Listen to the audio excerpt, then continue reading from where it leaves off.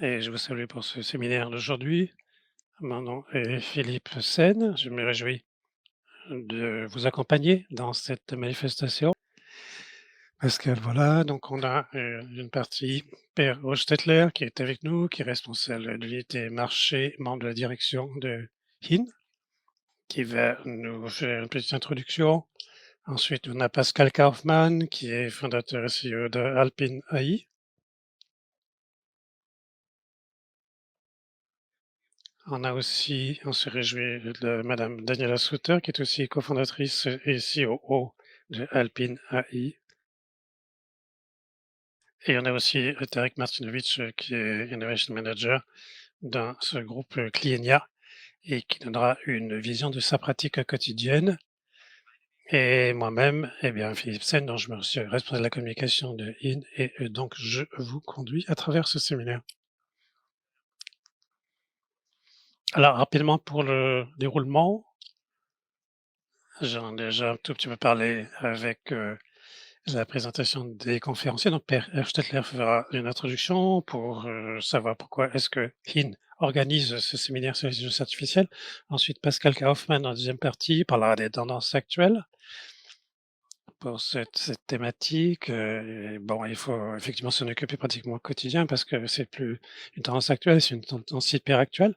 Et puis, dans la troisième partie, on aura donc l'intelligence artificielle dans le domaine de la santé avec l'exemple de Swiss GPT, c'est madame Soutir qui va s'en occuper. Et puis la vision dans la pratique sera faite par Tarek Martinovic, j'en ai parlé. Ce sera dans la quatrième partie. Ensuite, il y aura une partie questions-réponses, hein, donc, que j'ai mentionné. Et à la fin, eh bien, on aura une perspective donnée par Per Hostetler pour voir comment est-ce que cela va continuer à l'avenir. Et sur ces mots, eh bien, je donne à Pierre Hostetler le micro pour se présenter lui-même. Merci. Voilà, Pierre. Bonsoir, tout le monde. Eh bien, en dehors de ce que vous voyez ici, donc, j'ai, 20 ans, que donc j'ai rencontré ma femme et je me suis, posé la question de savoir comment est-ce que où est-ce que j'allais effectivement, m'implanter et bah, c'était la Suisse et avec, on a maintenant des jumeaux et je passe, volontiers mon temps aussi, dans la nature pour ce que s'intéresser et puis depuis 15 ans, je suis au secteur de la santé et depuis donc à ce moment-là, eh bien, chez IN aussi. Alors pour la manifestation d'aujourd'hui, c'est sympathique de vous avoir avec nous. Alors, le thème de l'intelligence artificielle, évidemment, bah, il y a quelques années que c'est sur le marché. Au début, il y a toute une histoire, hein, bien sûr, on dit tout de suite, récemment, mais enfin ça joue quand même un rôle. Ensuite, on a senti que toutes ces capacités de calcul qui, s'occupent d'algorithmes, eh bien, ils peuvent faire des choses plus rapidement que nous et ensuite, il y a encore beaucoup de choses à faire pour que l'AI, puisse s'implanter dans le secteur de la santé de manière globale et encore une fois, le temps.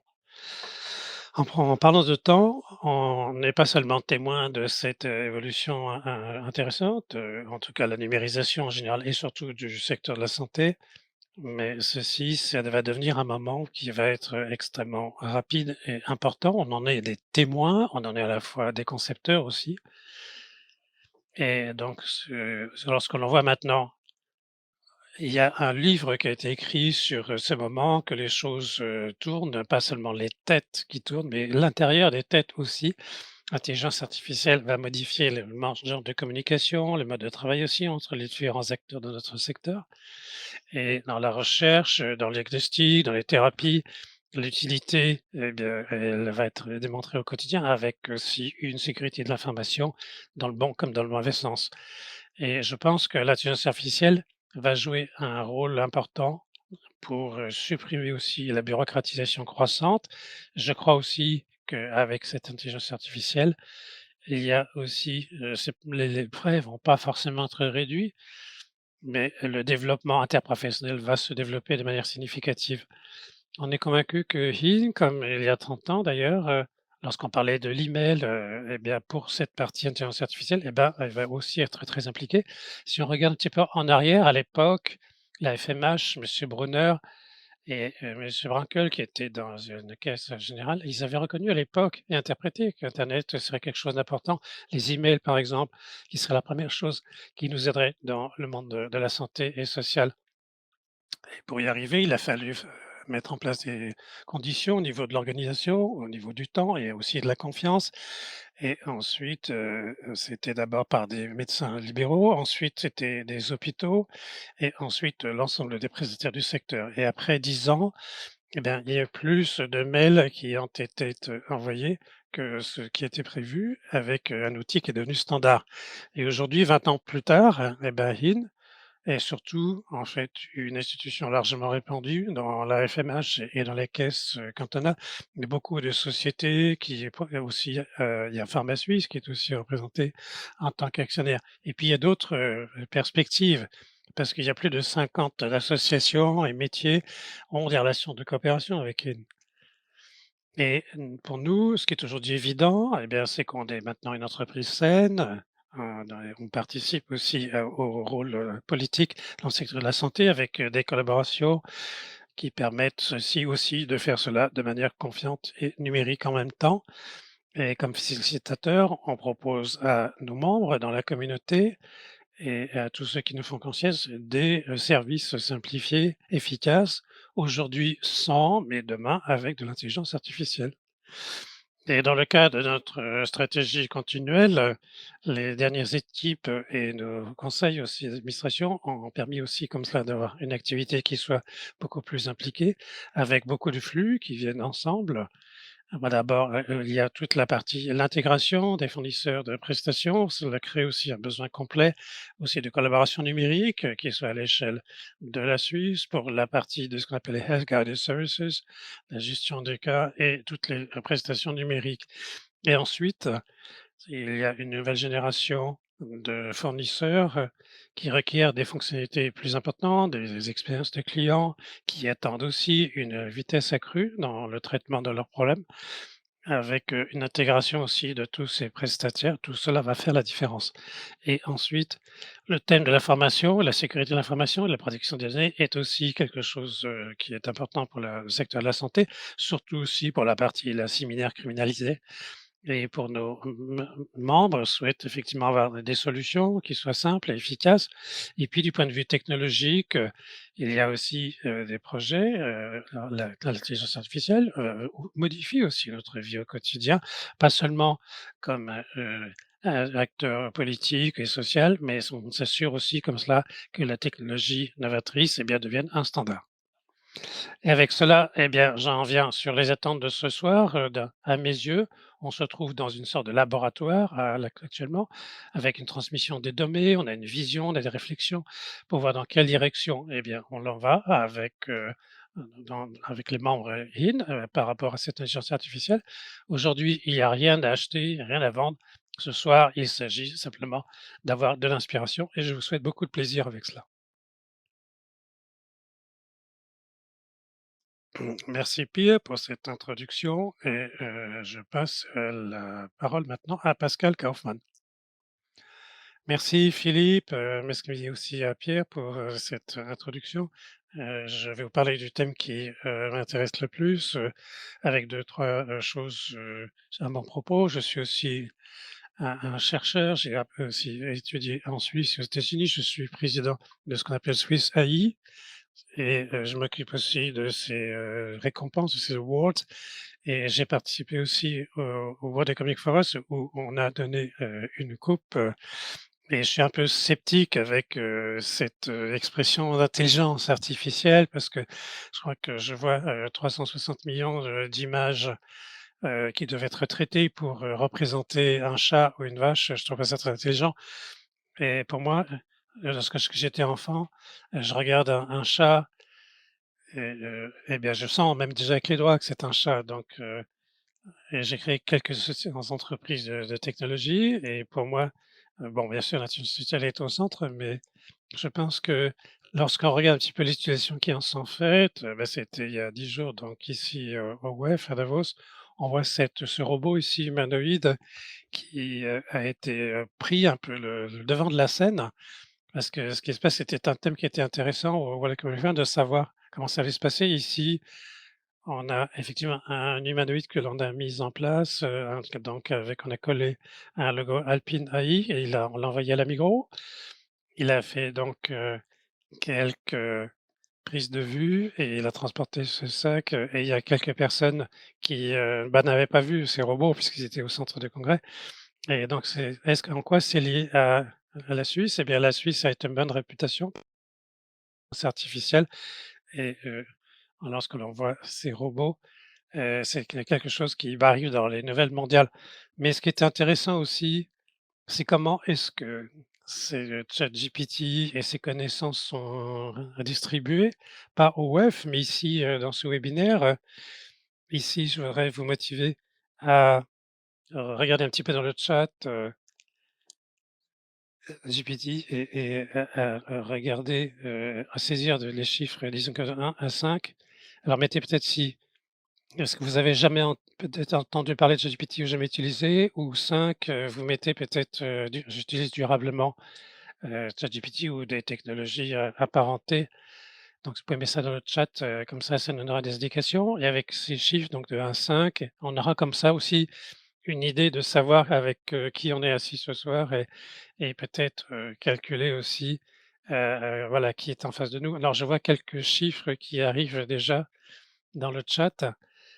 Donc il y a quelqu'un qui a écrit 33. Non, alors, ouais, soyez gentils, on reste, seulement entre 1 et 5, ça suffira pour ce soir et donc si voilà, comme ça je vois que, la plupart d'entre vous auraient quand même entendu parler de ChatGPT. Alors qu'est-ce que c'est que l'intelligence, artificielle? On dit que c'est l'alunissage du 21e siècle.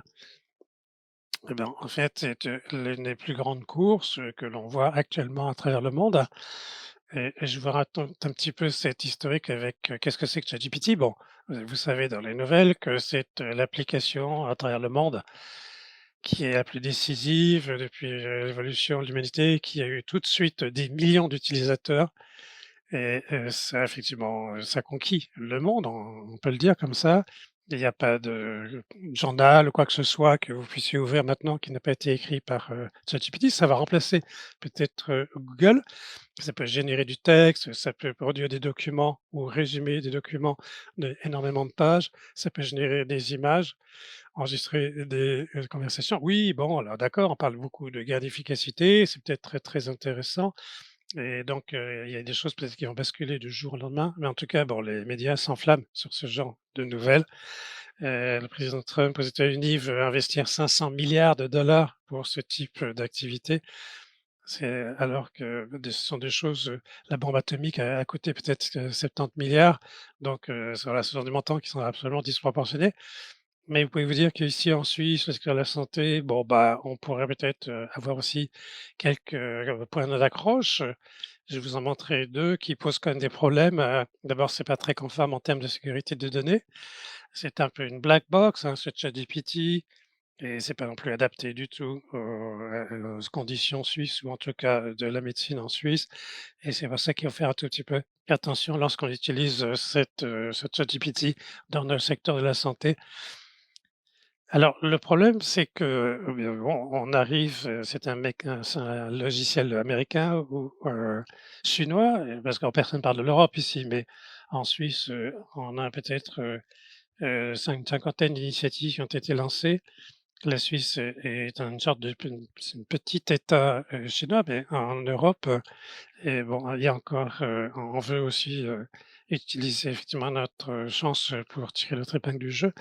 Et je montre que si, Xi Jinping, en Chine, parle et s'il parle dans ses discours, il parle 50 fois, d'intelligence artificielle et si un conseiller fédéral en parle, peut-être il va parler de 2 fois de choses comme ça.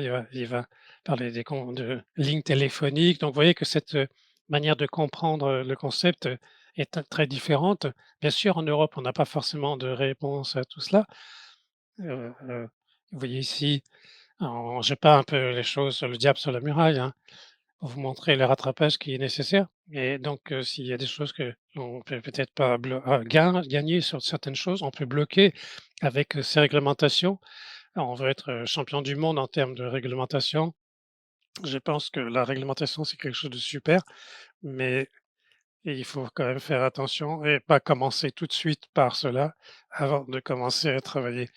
Donc, si on parle de l'intelligence artificielle générative, pour ceux qui n'ont peut-être jamais entendu parler de ça, ne sont pas confrontés, il y a à peu près 2 ans, ça a commencé donc, lorsque j'avais un illustrateur et je lui dis: «Écoutez, je voudrais avoir, tu peux me dessiner 2 nounours qui, travaillent ou qui, se jouent sous, la mer?» Eh bien, ça m'a coûté déjà 500 francs et l'illustrateur est venu avec, 2 propositions. Ici, je peux mettre ça dans ChatGPT et j'ai, 50, réponses gratuitement en plus, hein, donc voilà et donc les illustrateurs, professionnels et bien, peut-être c'est un métier qui va avoir, ouais, des difficultés à survivre pratiquement du jour au lendemain. Donc ça, c'est l'impact de technologie et de ChatGPT parce que tout d'un coup, bah, on s'est aperçu que cette technologie était gratuite, heu donc j'ai que mes parents m'ont dit: «Lorsque quelque chose est gratuit, c'est que ça vaut pas grand-chose» et j'ai été voir des cliniques et des cabinets médicaux et j'ai dit: «Mais écoute, tu veux utiliser ça gratuitement, c'est quand même une bonne chose» et on a regardé un petit peu qu'est-ce que c'était, hein, comme type de produit et peut-être si je reparle de Zurich, parce que si on parle de Google, par exemple, qui est quand même un employeur important ici à Zurich, donc avec des thématiques de recherche qui sont générales et ben, ils sont en état de crise parce que la première fois où Google commence à licencier des gens et parce qu'on ne cherche plus avec Google. Si par exemple, je cherche, un outil sur internet ou différents types, de choses et bien, je Google m'envoie quels exemples, 50, ou plus, un certain nombre de choses, mais alors qu'avec, l'AI, générative eh bien, je peux aussi, déjà avoir un transparent qui est déjà prêt et je peux même me l'envoyer à la maison. Donc je peux demander directement à GPT de me gé ChatGPT de me mettre à disposition ce type de représentation et c'est ça l'intelligence, générative.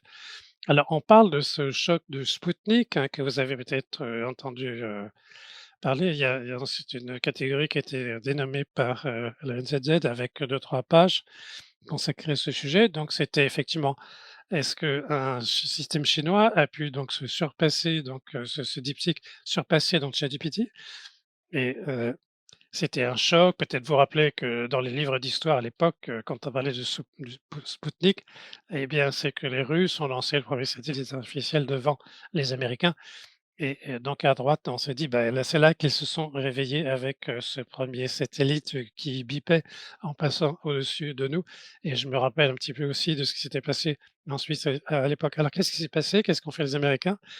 Eh bien, vous voyez que, bon, la diversité, était pas très répandue à l'époque, non, en 1958. Ils ont créé effectivement un organisme, une séance de crise et c'est comme ça qu'ils ont créé la NASA pour, gagner cette, conquête de l'espace et ensuite l'alunissage. Alors moi, j'ai fait la même chose, c'était 2 semaines après que ChatGPT a été déployé dans le monde entier. J'ai aussi organisé une session ici à Zurich avec, tout un tas de gens qui sont spécialistes d'intelligence artificielle. Vous voyez aussi, il y a aussi un président de l'association européenne, celui qui est à l'écran ici, Demis Hassabis, c'est aussi un inventeur, un rechercheur dans cette, petite machine qu'il a créée en intelligence artificielle et il a même, ensuite, participé donc à la sélection pour le prix Nobel et je lui ai dit: «Est-ce qu'on devait se faire du souci?» et il m'a dit: «Ah Pascal» et il m'a dit voilà, il était peut-être un petit peu déçu par rapport à ses promesses en termes d'intelligence artificielle et je dois dire qu'à cette table, les gens étaient un peu choqués parce que personne n'avait pensé que la Suisse, l'Allemagne ou les autres, tous les représentants qui étaient là, que les Américains, seraient tellement avancés dans cette thématique et surtout parce que le savoir-faire de ChatGPT, vient en partie aussi en Suisse, parce que les premières publications ont été publiées sur Google et donc il y a une partie aussi donc qui était développée en Suisse, donc c'était intéressant de voir que la Suisse était bien avancée et vous voyez cette carte graphique ici que l'on avait, par rapport à la place de la Suisse pour l'intelligence artificielle lorsque on regarde, l'EPF et le PFZ et bien vous voyez tout ce qui a été publié ici, tous les référencements qui sont faits dans ces domaines et vous voyez que c'est pas surprenant que tous ces grands groupes ici en Suisse, eh bien, ils sont ici. J'ai vu qu'à À Zurich, il y a TikTok maintenant qui s'implante, ici. Avant, il y avait Meta, Facebook, tu sais, ce genre était ici à Zurich et maintenant on est un peu, comme, le Rucola, on l'a inventé, mais on n'en fait rien. Toutes ces entreprises, de Chine, des États-Unis, ils tournent autour de la Suisse et ils attendent que l'on publie quelque chose et ensuite qu'ils utilisent, ce produit et nous remercient peut-être et ensuite ils ont des produits extraordinaires comme ChatGPT qui sont mis sur le marché.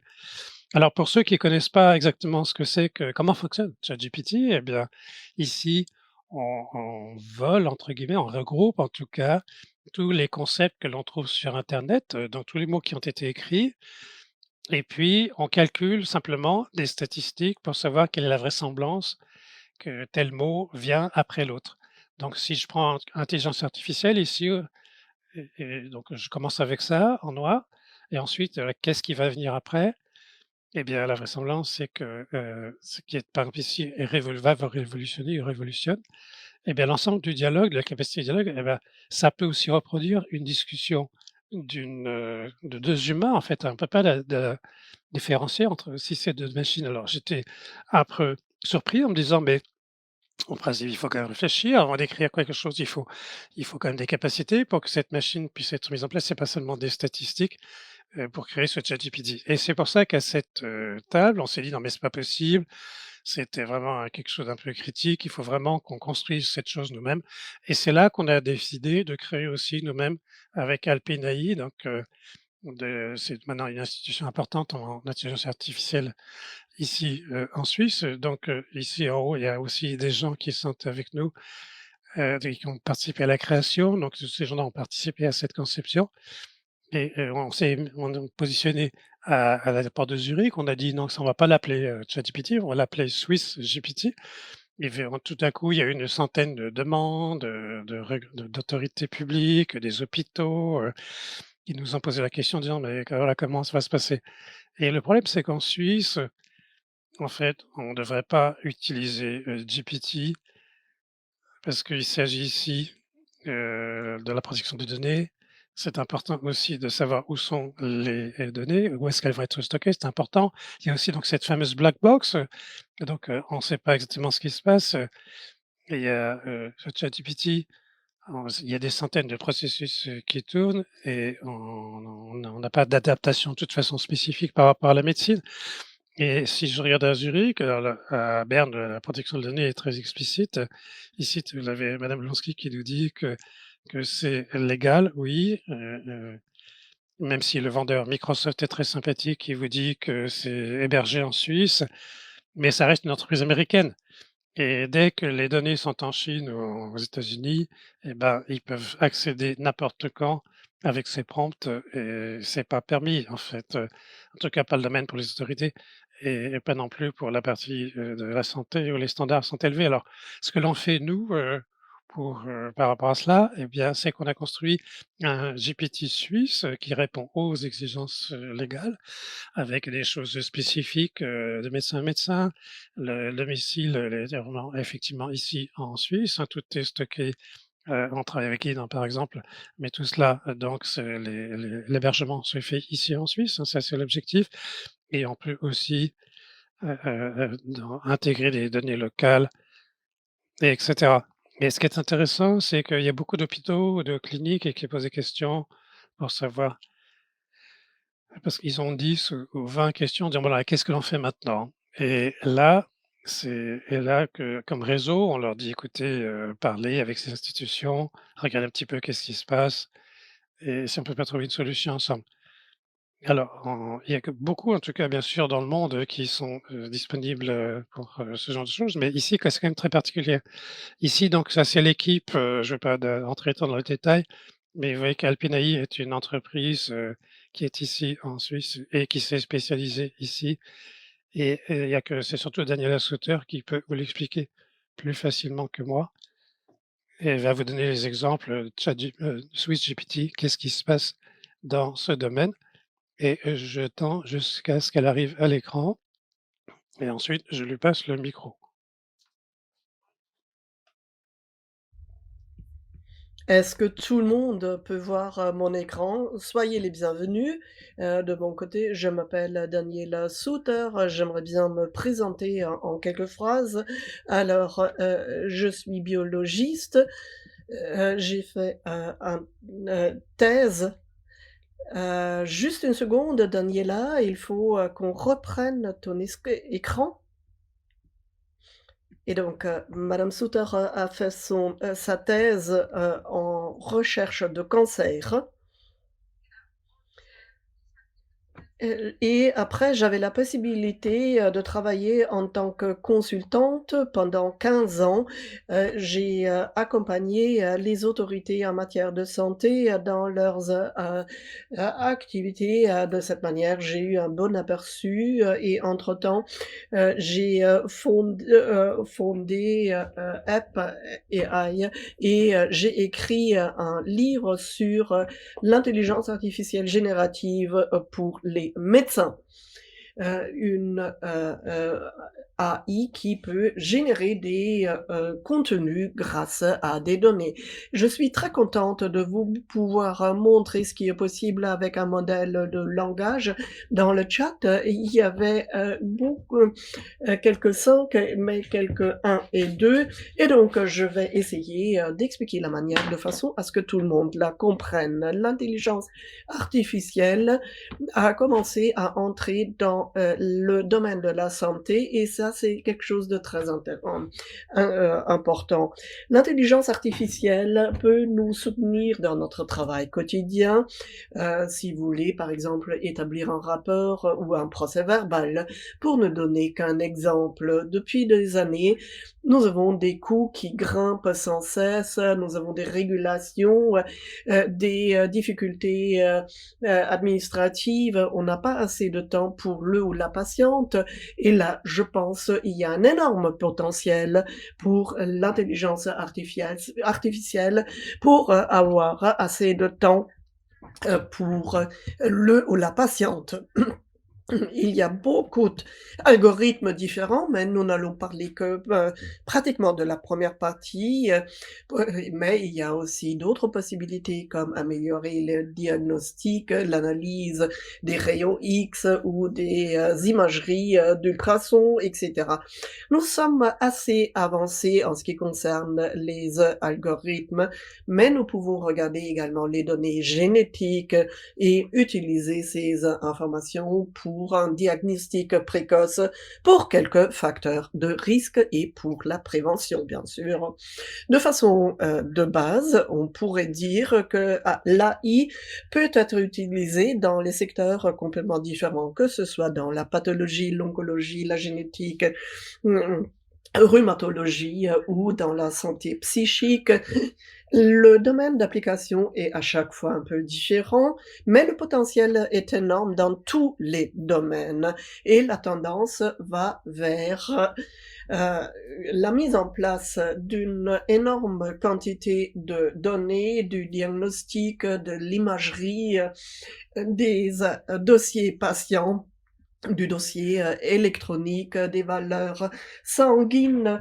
Après, peut-être on a aussi des données, génétiques, ou d'autres et tout cela est enrichi avec, la littérature qui est à la disposition, des diagnostics et cetera et donc c'est une énorme, quantité de données avec, et avec ces données, nous pouvons nous, échanger et grâce à cela, nous pouvons générer des, applications différentes, que ce soit des chatbots, ou peut-être pendant la visite pour, établir, un protocole pour un entretien. Cela nous aide peut-être au niveau des interventions, et d'être à la hauteur des paramètres, de, l'administration. Là, nous avons vraiment un énorme potentiel. Moi, j'aimerais bien vous mon pardon, il y a quelqu'un qui a juste fait une erreur.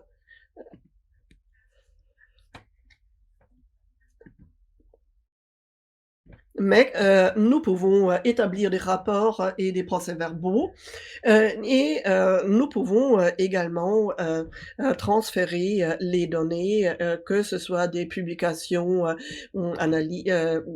scientifiques, ou bien et nous pouvons utiliser cela également pour faire un remue-ménage.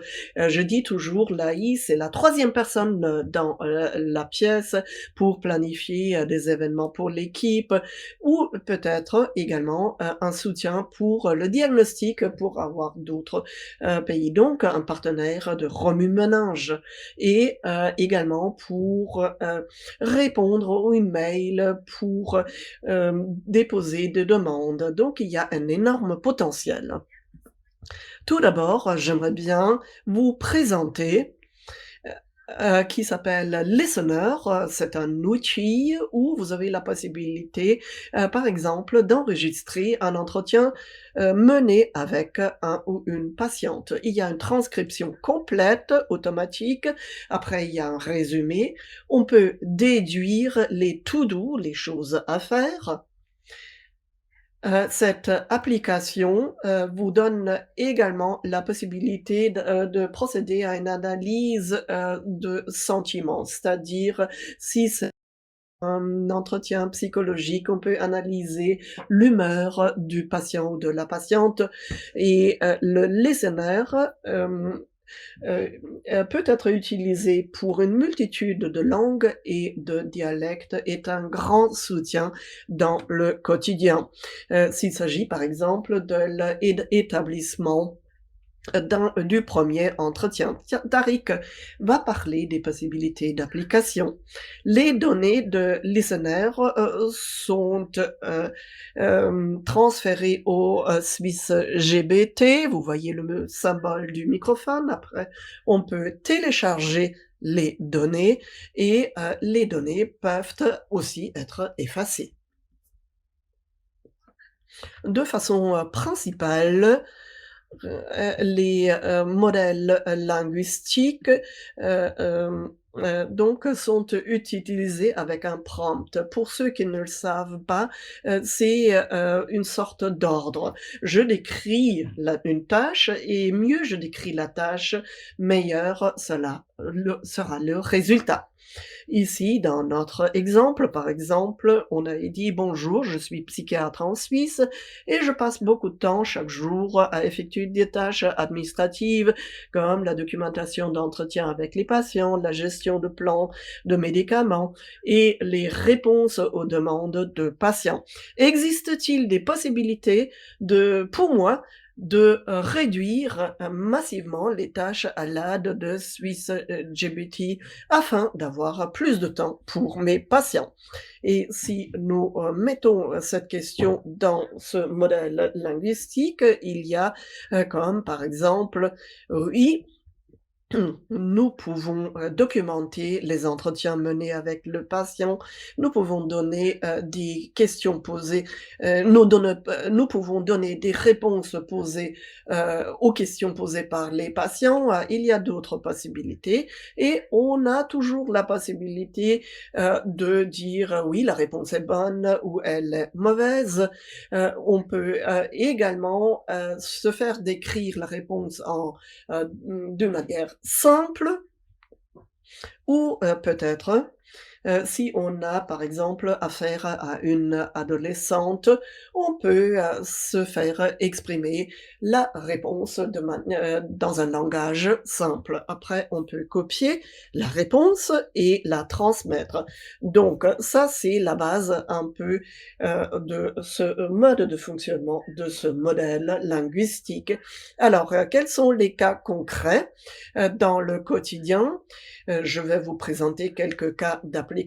Ce sont des cas qui nous ont proposés pendant les webinaires ou dans les webinaires précédents. On a eu un vrai besoin.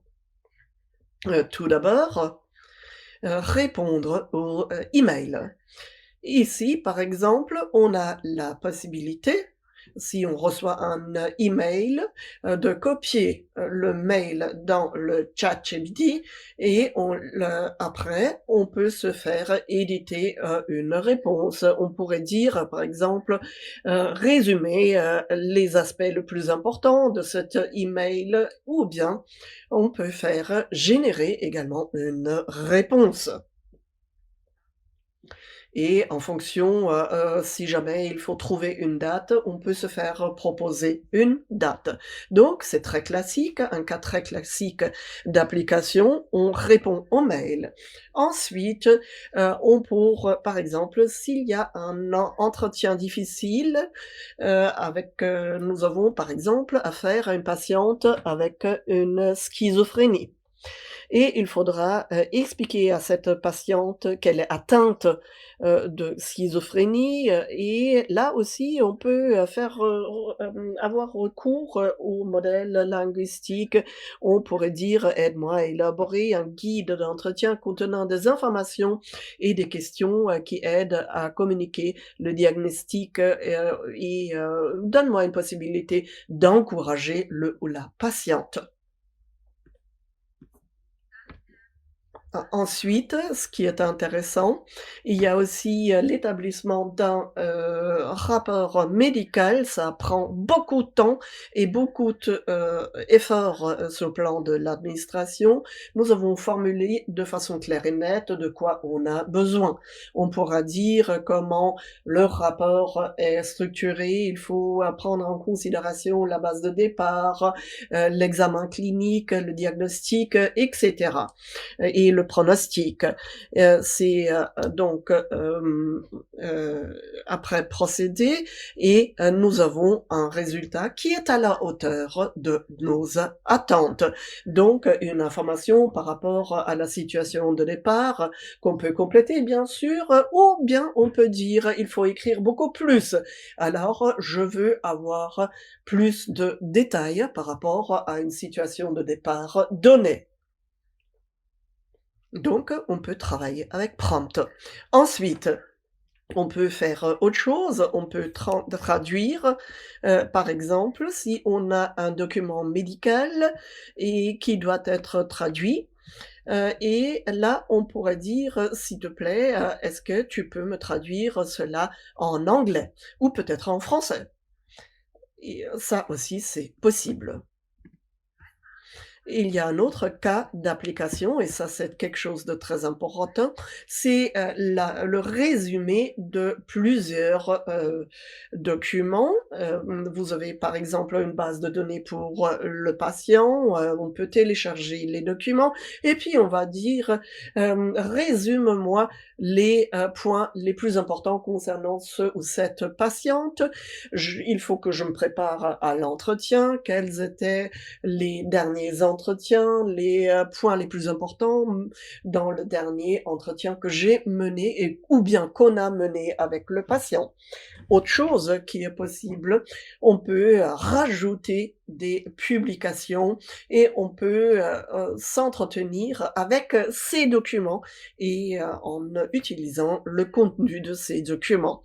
Ensuite, pour, une, décision en faveur d'une thérapie, alors, ceci bien sûr, cela relève bien sûr toujours de votre responsabilité, c'est sûr, hein. Mais, on peut quand même utiliser l'intelligence artificielle pour, cela. C'est-à-dire, on peut se faire des recommandations par rapport au diagnostic. Ici, c'est vraiment utile s'il s'agit des maladies rares. Parce que dans le quotidien, par exemple, en tant que dermatologue, il y a, quelques diagnostics qui sont, rares.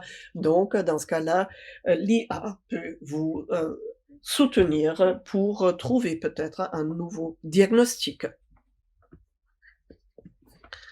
Il y a bien sûr toujours des limites dans, l'utilisation de ces modèles linguistiques.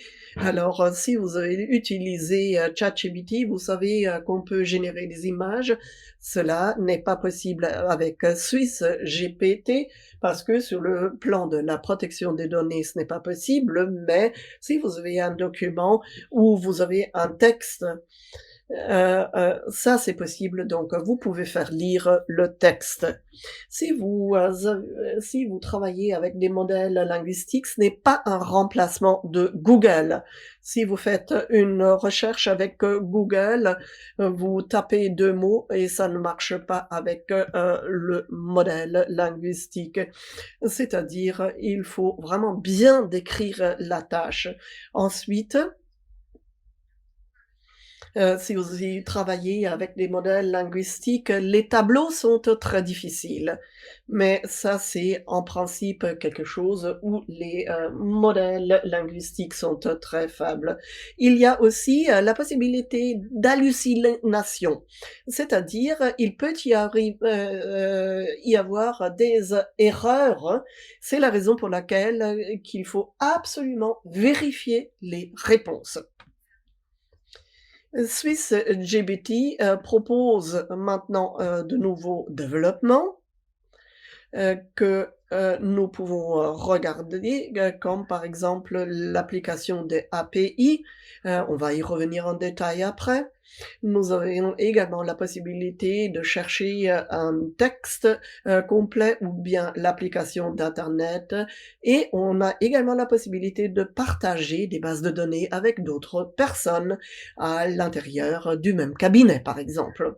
Ici, on parle de l'assistant. Nous avons par exemple un papier concernant le diabète. Et nous voyons maintenant, comment, nous pouvons, avoir des références, et j'ai, une patiente atteinte, par exemple, d'un défaut génétique, et je voudrais, savoir dans cette révision, qu'est-ce qui est marqué par rapport à cet inhibiteur. Je peux cliquer sur les différentes références et ça va me marquer dans le document en jaune où j'ai lu l'information, ce qui est très utile si on a une publication scientifique d'une vingtaine ou d'une trentaine de pages. On peut se faire extraire les points justement là où cette maladie génétique est traitée, et ça économise du temps. On peut également se connecter à internet avec, cette IA. Nous avons, introduit 2 étapes de sécurité. C'est-à-dire, il y a toujours une fenêtre qui s'ouvre, qui demande: «Est-ce que vous voulez aller vraiment sur internet?» Et après, prompt est, analysé par, un algorithme. Si jamais il y a des données sensibles, ces données ne sont pas, communiquées. Donc, 2 étapes de sécurité qui empêchent que des données sensibles ne soient partagées dans internet. Et bien sûr, l'intégration de certains processus. Il y a certainement, des actions répétitives et qui représentent beaucoup de travail sur le plan de l'administration. Vous pouvez définir un processus comme par exemple l'établissement d'un rapport médical. Vous pouvez dire: «Ça, ce sont les champs variables et d'autres champs sont fixes», et donc il y a à chaque fois un document automatique qui est rempli sur la base des variables, et cela vous permet de télécharger le document standard. Donc, c'est vraiment une solution du début à la fin grâce à l'IA. Il y a un autre point qui est très important, c'est la protection des données et le traitement, des, données de patients. Nous avons, établi, vraiment, beaucoup de vraiment un catalogue de questions parce que c'est, assez sensible. Alors, comment gérer, les données de patientes? La question, est-ce qu'on a le droit d'utiliser, Swiss GBT? Oui, il faut bien sûr respecter le secret professionnel et bien sûr, les dispositions prévues, par la, loi de protection de données, en Suisse. Combien de temps, les données de patients, sont enregistrées. Nous effaçons les chats automatiquement après 30 jours, mais vous pouvez les effacer à tout moment. Et justement, ce n'est enregistré que si c'est nécessaire pour le traitement. Et vous pouvez télécharger, par exemple, le résumé et nous allons justement effacer les dossiers audio. Mais vous avez, comme je dis, à tout moment la possibilité de faire cela à tout moment. Alors, après, la question comment traiter de façon responsable des données de patients. Alors, il y a donc le règlement général de la protection de données et les règlements cantonaux qui varient légèrement. Donc voilà, ce sont les bases et les lois qui doivent être respectées si vous travaillez avec l'IA. Il y a un autre point qui est très important, c'est la transparence. Si vous enregistrez un entretien, il faut, avoir, vraiment, donc le consentement de votre patient ou de votre patiente. Ensuite, les droits d'accès. Il faut assurer que uniquement des personnes autorisées aient un accès, à ce système et donc il est recommandé d'établir des lignes directrices. Si vous avez un grand cabinet, faites une formation pour préparer les collaborateurs et collaboratrices au travail avec l'IA. Après, il y a quelques mesures d'organisation. Si vous choisissez un prestataire de service, il faut à chaque fois codifier les données de santé et ces données ne peuvent être utilisées que à des fins de traitement. Il ne faut pas les donner à des personnes tierces il faut prendre des mesures comme un contrôle d'accès, des backups, etc. Donc, il faut à chaque fois bien s'informer comment l'IA traite ces informations. Nous avons euh, établi un formulaire de consentement du patient, de la patiente nous mettons à votre disposition avec plaisir en anglais et en allemand. Et je passe la parole à Tariq qui va vous donner donc un aperçu. Merci beaucoup. Bonjour, je m'appelle Tariq Martinovic et je suis très content de pouvoir vous donner un aperçu comment nous travaillons chez MyClinia et comment quel est le volet projet pilote. J'ai commencé comme infirmier et je suis aujourd'hui un manager d'information. Je suis responsable pour la numérisation de processus et trouver des solutions innovatives. Une de mes tâches est de la plateforme de patiente, des travaux administratifs pour numériser tout cela, pour donner plus de temps aux spécialistes, à savoir avoir du temps pour le travail avec les patients. Mais la numérisation n'est pas suffisante. C'est l'intelligence artificielle MyClinia. Chez MyClinia, nous nous penchons de manière intense sur cela, pas uniquement à cause des demandes externes, mais parce que nos collaborateurs et collaboratrices nous le demandent. Notre mission, c'est mettre à disposition plus de temps pour les patients, moins sur l'ordinateur. En tant que manager d'innovation, je cherche des solutions et ici, nous voyons un énorme potentiel grâce à conseil. Et nous passons au transparent suivant. Alors, pourquoi est-ce que nous avons fait un projet pilote? Ça, la raison, c'est la protection des données. Il y a une politique de zéro tolérance. Pascal et Daniela nous ont expliqué comment se qualifier dans ce domaine et comment qualifier des usagers. Et je vais parler maintenant de ce projet pilote. Nous savions qu'un chatbot n'est pas suffisant.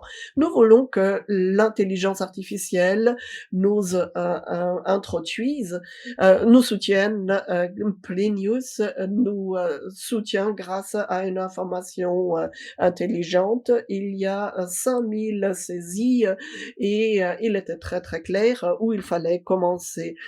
Pendant l'entretien le premier entretien avec le patient, l'IA est enregistrée. Après, il y a une transcription automatique et après, c'est tout de suite mis dans le système d'information clinique, y compris les anamnèses, les allergies, etc. Ce faisant, l'intelligence artificielle doit donc procéder automatiquement où il faut envoyer quoi. Nous avons modélisé différentes entrées, différents entretiens d'entrée et nous avons fait cela avec des personnes, des spécialistes médicaux et des patients. Passons au transparent suivant. Et ici, nous voyons brièvement un résumé des... Non, nous pouvons passer à la vidéo, je pense. Merci. Alors, j'aimerais bien faire rapidement une démonstration de Clénius. Alors, nous voyons que c'est un entretien, un premier entretien. Comme nous avons dit déjà, il faut demander le consentement du ou de la patiente. Et il y a donc l'enregistrement. Après la fin de cet entretien, nous avons mis fin à cet enregistrement et après c'est traité et transformé et nous voyons la transcription. Il y a un grand avantage. Ici, on peut vérifier si tout est clair. On peut cliquer. Alors, je voulais résumer pourquoi vous vous êtes décidé en faveur d'un traitement stationnaire.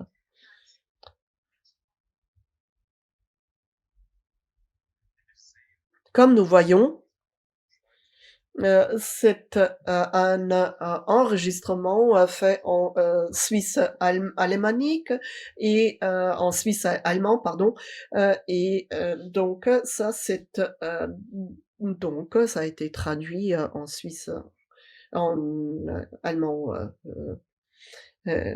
classique. Passons au transparent suivant, Pascal. Et tout cela s'est automatisé et transmis dans le système d'information clinique.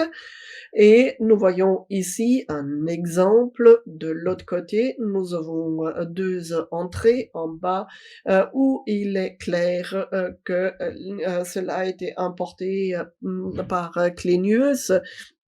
Il y a une personne qui va vérifier le texte, faire des corrections et les enregistrer et après, on a donc peut-être, on va annoter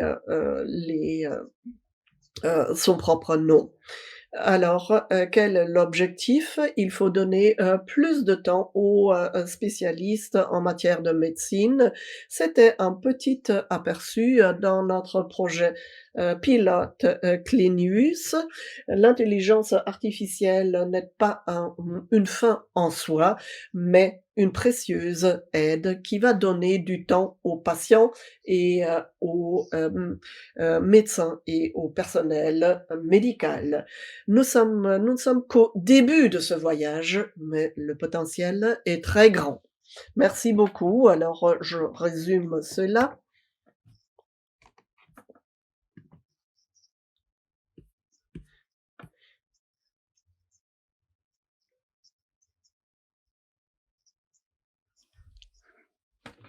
on parle ici donc, de gains d'efficacité, que l'on souhaite maximiser et la protection de données, ben, j'en ai parlé tout à l'heure, il faut qu'il y ait aussi toute une question, de facturation et il y a aussi des compétences qu'il faut étendre, par cette nouvelle technologie qui est un des facteurs importants et ChatGPT, eh bien, on a fait des tests et donc dont on s'en est chargé, précédemment et je passe maintenant à Philippe pour la modération. Oui, merci. Voilà, on arrive maintenant à la ronde des questions. Il y a quelques questions que j'ai reçues ici dans le chat. Merci beaucoup, de ce déroulement dans le chat, qui a déjà commencé. On commence avec, bon, je mets de manière chronologique, hein, c'est une question pour Pascal par rapport à DeepSeek. Si DeepSeek est un modèle open source, est-ce que si je l'exploite de manière locale sur un serveur suisse sûr, est-ce que ça résout la problématique de la protection des données? Alors, il faut regarder le code source, pour voir s'il n'y a pas un backdoor, quelque chose comme ça. Dans ce cas-là, il faudrait effectivement arrêter de l'utiliser tout de suite, mais si on comprend le code source et si c'est, oui, si ça pourrait être conforme à la protection des données ici en Suisse et il y a effectivement c'est des choses que l'on a expérimentées. Bon, moi, je reste quand même un peu sceptique, parce que je pense qu'il faut un peu de temps pour étudier tout cela, pour avoir aussi une meilleure performance, avec, voir avec d'autres organismes, parce qu'il y a des choses qui ne sont pas confirmées et donc je reste quand même un peu réticent par rapport à DeepSeek. Ensuite, la question, c'est avec, SwissGPT, avec quoi est-ce qu'il est entraîné? Je crois qu'il y a 2 réponses, sur le thème LLM et sur le thème, quand Tariq a présenté tout à l'heure, donc c'est customisé, c'est cela? Alors, oui, parmi les 10 principales questions qu'on a entendues dans les séminaires, précédents, je vous montre ici, des questions qui ont été posées avec, on peut parler peut-être par exemple des principales questions, 5 principales questions et peut-être, tu peux, c'est bien que tu parles de questions qui n'ont pas encore été abordées. Alors une question d'aujourd'hui, c'était par rapport à l'LLM et sur comment ça se pose. Donc, c'est le 3.3 de Meta AI et si on compare, avec, la manière dont ça se présente dans le domaine médical, eh bien, c'est relativement bon par rapport à ChatGPT et c'est pour ça qu'on utilise effectivement celle-ci, donc il y a d'autres modèles effectivement LLM qui peuvent être utilisés, mais en tout cas, c'est celui qui convient le mieux pour nous, en tout cas pour les tests en Suisse et la deuxième chose, est-ce que ChatGPT comprend le dialecte, ou différents dialectes? Eh bien, si, si je vais en Allemagne, bon, de toute façon, moi, en allemand, il n'est pas compris ni à Munich ni à Berlin et donc depuis une année, j'essaie effectivement, de faire des choses aussi dans d'autres dialectes et je vois que ça marche aussi et on voit qu'en principe, il y a, des choses qui sont difficilement compréhensibles, mais ces modèles ChatGPT, ils comprennent un peu plus, ça dépend aussi de la manière dont, les expressions sont données et je peux dire effectivement que c'est peut-être une meilleure qualité que tu peux nous dire, Daniela? Alors oui, si on utilise, ChatGPT, alors clairement donc, pour l'instant pas, les données que vous saisissez sont cryptées de toute façon, vous ne pouvez pas les voir, vous ne pouvez pas les lire et ce qui est important, ce qu'on a fait, c'est qu'on a affiné ce modèle et on l'a amélioré aussi avec, par exemple, la terminologie médicale pour que les réponses soient plus spécifiques, par rapport au domaine. Et puis, dans le dernier webinaire aussi, il y a la question de savoir quelles étaient les connexions avec, KISS et PIS et pour l'instant, on a des connexions, oui, avec, KISS. Ce sont en tout cas des connexions qui sont d'autres sont prévues aussi. On travaille ensemble avec Lynn pour voir quelles autres, connexions on peut faire. Quels sont les, où sont les principaux acteurs aussi sur le marché et pour voir, de plus en plus, si beaucoup de SAPI peuvent être utilisés aussi, et offrir donc la prestation qui est proposée parce que c'est aussi important, d'entendre aussi, de tout le monde, en fait, comment ça fonctionne. Il y avait aussi la souveraineté des données. Alors, ça, c'est toujours vous, hein, qui êtes propriétaire, de vos données, par rapport à ce que vous saisissez ou la manière dont vous les traitez. Donc ça appartient toujours, bah, à vous. Il y a aussi pourquoi est-ce que GPT est, plus sûr que ChatGPT en termes de protection des données? Alors, je l'ai dit, bon, je ne suis pas fan des systèmes américains, donc dans ce contexte, en termes de protection des données et du préposé, c'est pour ça qu'on considère que c'est pas acceptable. En tout cas, l'expertise montre que c'est pas le cas. Mais les cantons diffèrent de l'un à l'autre et à Zurich et à Berne, on voit ici qu'il y a effectivement, des problématiques, il faut que ça soit spécifique quand même à vos cabinets. Mais en tout cas, ChatGPT, en tout cas pour des réflexions, politiques, et de souveraineté des données, je les utiliserai pas. En tout cas, moi, je l'utiliserai pas pour aux États-Unis, j'ai jamais d'ailleurs, parce que c'est toujours effectivement lié sur un certain nombre de questions liées au cloud. C'est-à-dire là, le reste, c'est pour toi. Alors donc, les données, elles sont conservées 10 ans, même 20 ans si le patient l'autorise et c'est pour ça qu'on enregistre, les données seulement de manière temporaire, ça c'est important et puis on supprime ensuite automatiquement les données après, 30 jours. Ce sont des exigences, légales, auxquelles on satisfait. Donc c'est aussi valable aussi pour vous qu'on supprime ces données, on les utilise de manière temporaire et tout ce qui est conservé plus longtemps.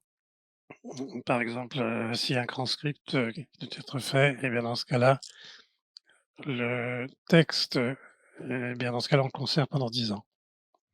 Dernière question, c'était par aussi à la consommation énergétique, de, SwissGPT par rapport aux autres modèles d'intelligence artificielle. On utilise un modèle qui a été entraîné, qui a coûté des centaines de millions, aux Américains. Merci à eux d'ailleurs. Et parce qu'on voit effectivement, la manière dont l'énergie est consommée là-bas, mais c'est de beaucoup plus près pour nous, on s'est disposition donc à, Zurich et à Davos, donc c'est beaucoup plus court et si un individu devait faire un calcul avec son cerveau biologique, ou devait chercher quelque chose en termes d'énergie, eh bien, c'est beaucoup moins efficace que si c'est une machine qui le fait. Donc, on l'entend aussi souvent, mais il vaut mieux laisser faire ce type de travail à un ordinateur lorsqu'il peut le faire que de le faire soi-même parce que l'individu, n'a pas, une empreinte carbone optimale en CO2. Voilà Philippe, je m'excuse, je te rends la modération. Il y a sûrement d'autres questions qui sont intéressantes aussi maintenant. Oui, en effet et les autres, 20 des questions, on va peut-être pas les épuiser, mais en tout cas, il y a quelques questions intéressantes aussi, justement parce qu'il y a beaucoup de romans qui sont avec nous aujourd'hui. Et une question qui a été posée, c'est: «Y a-t-il un SwissGPT aussi en français?» Daniela, tu alors, on n'a pas de front-end, comment dire, en donc d'écran en français. On peut le paramétrer, je crois pas même en italien et en anglais, mais la saisie, en tout cas les prompts et tout ça, bien sûr, vous pouvez les saisir en français, ça marche aussi bien, oui. En tout cas, même les documents en français peuvent être saisis, oui. Ça, c'est possible, oui, absolument. Peut-être une question aussi pour toi, Daniela, encore, par rapport, SwissGPT de manière spécifique. Est-ce que les a agents que tu as présentés sont en mode bêta ou est-ce qu'ils sont déjà utilisables? Alors, ils sont dans notre environnement, de développement. Ils sont, déjà donc en exploitation et ils vont, je dirais dans 1 ou 2 mois, ils vont effectivement être, mis en service. Bien, ensuite, une question que j'ai vue, peut-être aussi pour Daniela à nouveau, par rapport à l'acceptation de l'intelligence artificielle par les patients. Est-ce qu'il faut l'expliquer?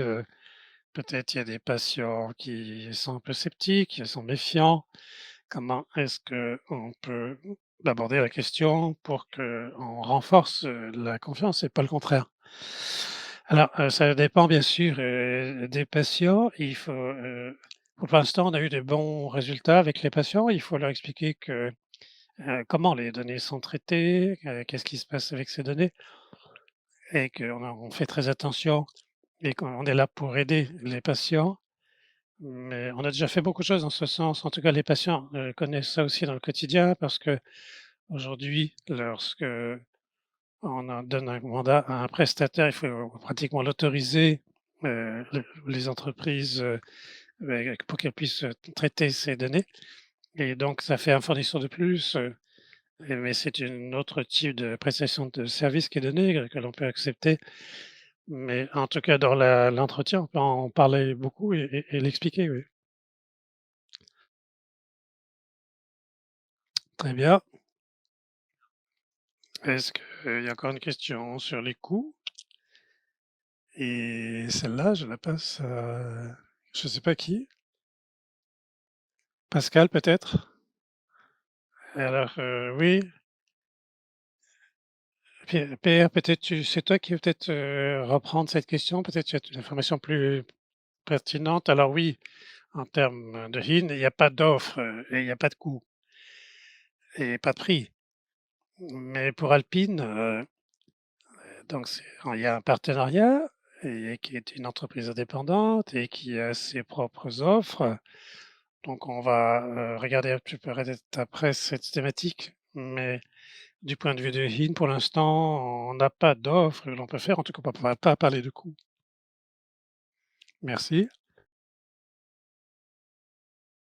Encore une question ici, récente, pour le chat, mais je suis intéressé pour la publication des rapports médicaux intégrant, différentes, anamnèses ou d'autres rapports, par exemple, un diagnostic, une liste actuelle ou un historique des maladies. Quelle application puis-je utiliser, Daniela? Alors ici, on peut utiliser de manière classique, les documents en principe, qui peuvent être créés aussi avec, ChatGPT. C'est un classeur dans lequel on met tous les documents. Donc c'est comme une sorte d'assistant et ensuite avec ces assistants, on peut chatter donc, comme on l'en fait avec, d'autres types de saisies. Donc, on peut le mettre dans le prompt ou dans la réponse, l'algorithme peut accéder aux données et ensuite il analyse les choses, au lieu de passer sur l'ensemble du système. Encore une autre, question complémentaire peut-être, sur le thème des hallucinations. Vous l'avez entendu sans doute que, GPT hallucine de temps à autre. Qu'est-ce que l'on fait ici? Qu'est-ce que vous faites, vous, comme fournisseur, est-ce que ça s'arrête sur l'utilisateur, pour comprendre cette hallucination, pour savoir où il y a quelque chose qui ne va pas et qui est-ce lui qui doit le corriger? Alors, Daniela, peut-être encore, comment est-ce que l'on peut faire après cette, réponse, créative, lorsque l'on a un PDF que l'on charge dans ce rapport et je voudrais avoir un dossier, je voudrais que tu l'analyses, est-ce que la législation dans ce cas-là, elle est minimale? Mais comme individu, de toute façon, on doit toujours, vérifier les choses. Les hallucinations ne sont significatives que lorsque on voit des choses un peu bizarres. Mais Daniel, est-ce que tu peux répondre à cela? Oui, parce que ça c'est, une recherche classique. Alors, si, on propose internet et connecte internet, il peut y avoir des, hallucinations. Par exemple, je cherche une indication, et il, me met ensemble des auteurs qui n'ont pas collaboré. Ce sont, donc des informations qui ne sont pas tout à fait correctes et comme je l'ai souligné déjà, il faut à chaque fois vérifier les résultats. Mais comme, Pascal a dit, mais si nous, établissons une, base, de données, de patientes, on peut réduire, les, hallucinations et grâce à Prompt, on peut, dire, «S'il te plaît, donne-moi les source, pas d'hallucination, s'il te plaît. Ça, c'est une possibilité de réduire cela. Bon, on ne pourra jamais réduire réduire cela à 100% et Pascal a montré comment les systèmes travaillent, c'est-à-dire, on va calculer, une probabilité pour le mot, suivant. Donc, ce ne peut pas être à la hauteur, et véridique à 100%. Une autre question qui, bien sûr, à laquelle nous nous sommes attendus: y a-t-il la possibilité d'avoir, d'autres formations pour, cette manière de travailler? Absolument. Cela nous tient à cœur. Nous, proposons, des, cours prompting, par exemple, ou à d'autres thèmes pour des déroulements, dans le quotidien clinique, parce que nous pensons que c'est extrêmement important de, fournir une, contribution pour la réduction des difficultés administratives. Et en guise de conclusion, si en tant que spécialiste médical, je voudrais, utiliser l'AI, ou dans mon cabinet, comment, procéder de manière très, concrète? Quelles sont les étapes à franchir? Alors, tout d'abord, l'identification du prestataire de service. Ensuite, les points que j'ai nommés. Prenez en considération, les critères, il faut, codifier les données. Si on décide en faveur, d'un certain prestataire de service, il s'agit d'apprendre comment utiliser, ce prestataire de service et il faut afficher, comme fournisseur personne tierce, et il faut transmettre cette liste et il est recommandé de former le personnel, d'élaborer des lignes directrices, juste pour savoir, comment, gérer les données des patientes et pour compléter, tout d'abord, je parlerai avec, le prestataire de service, pour, la pratique. Alors, qu'en est-il? Quelle est son approche par rapport à l'AI? Et quelques informations en ce qui concerne la démarche ultérieure.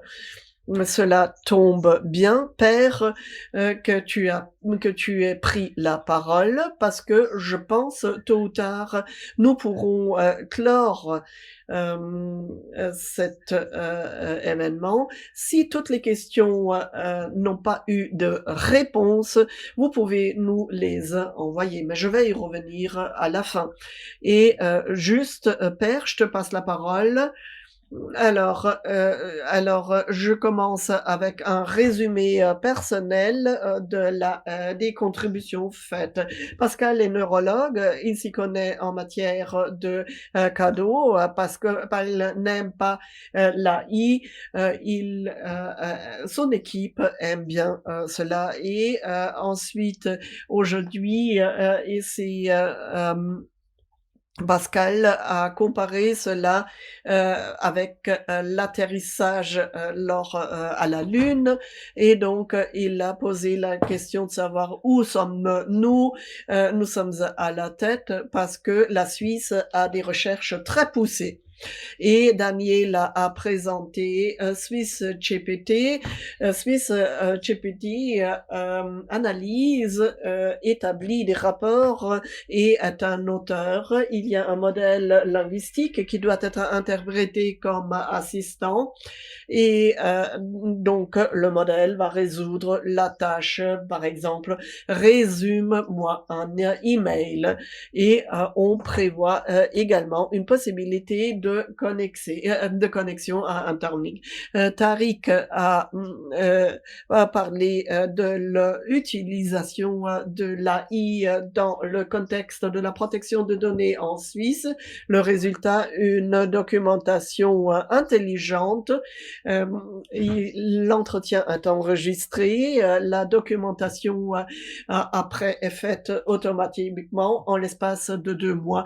Cet entretien est effacé et l'être humain est au centre de l'intérêt.